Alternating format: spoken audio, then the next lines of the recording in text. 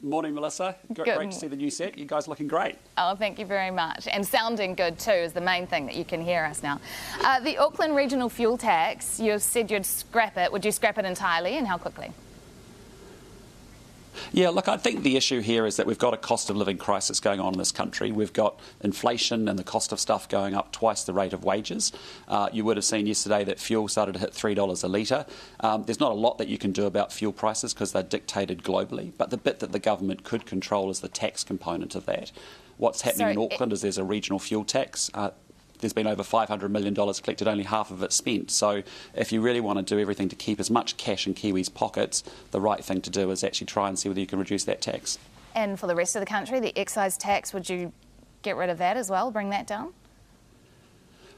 Well, I think it's just a question of how do you as a government go to work each day and work out what can you do to actually reduce that cost of living pressure that's on hard-working Kiwis. And so the other things that you start to look at is actually how do you make government spending more effective, because a lot of this 68% increase in government spending is actually what's driving inflation, which is driving the cost of living up. And so there are things that the government can do in terms of reviewing its spending just to make sure that we've got the money in the right programs and we're not wastefully spending it, and as a consequence that's not pushing up inflation, which leads to higher prices, which ultimately leads to higher interest rates, which is going to be more of a problem going forward. So I guess our ask is, look, we have a cost of living crisis. What is the government doing? Can it actually look at things? I know in fuel it's more difficult, but Auckland regional fuel tax, revisiting any other tax components of it to leave cash in people's pockets is probably a good thing. So you'd be happy to kind of pull back on the Auckland regional fuel tax, but perhaps not the excise tax that applies to the rest of the country?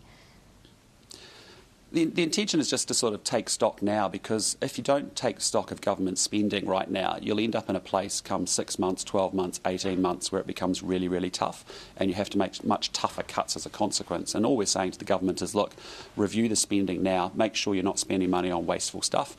If I think about it, in the last wee while we've had $500 million spent in consultants restructuring healthcare. We've had a lot of money spent on 3 waters reforms and other things. Only half our COVID fund was spent on COVID stuff. And so it's just making sure, hey, listen, as we would in our personal finances, as we would in our businesses, just make those adjustments now rather than having to do it more uglier later. Speaking of your personal finances, your grocery bill, your weekly grocery bill, approximately how much do you think you would spend there?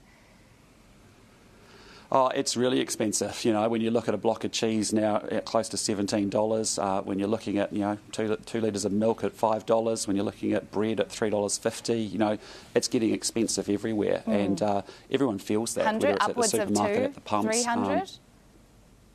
Oh, yeah, absolutely. Yeah, absolutely. We've got a family of 2, but just everyone notices it. But actually the people that are doing it the toughest feel it the worst. And so, it's just challenging, right? You're working hard. Your wages are only growing up just under 3%. Inflation and the cost of living is up almost 6%. You're going backwards, actually. And the only question people got to ask themselves is, are you better off than you were 12 months ago? And the short answer to that is no. And speaking of better off, you must be pretty happy with the poll results. You're sitting at 17.8% as preferred Prime Minister. It wasn't as much as Jacinda Ardern when she took over as Labour leader. She was on 26.3%. What do you think is the difference, or is there something you can make up there? Oh, look, I mean, it's really early days. What I'd say to you is I'm also new to politics. I've been there just over a year. I've come from outside the system and outside politics. I'm not someone who's been there 9 years, I think, before they became leader. But obviously the next 18 months is a chance for people to get to know me. It's a big job interview, as I've described it. And ultimately people make their own decisions come 2023 as to who they want to be Prime Minister of New Zealand. And my job, frankly, is to make sure that our team really focuses on the things that matter most in New Zealand. That is the cost of living, it is housing affordability, it is mental health, it's those kind of issues. And if we build the proposals and plans that actually New Zealanders say, hey, listen, that looks good, and they start to consider us as an alternative government in waiting, that's just a good thing. National Party leader Christopher Luxon. Chris, thanks very much for joining us this morning.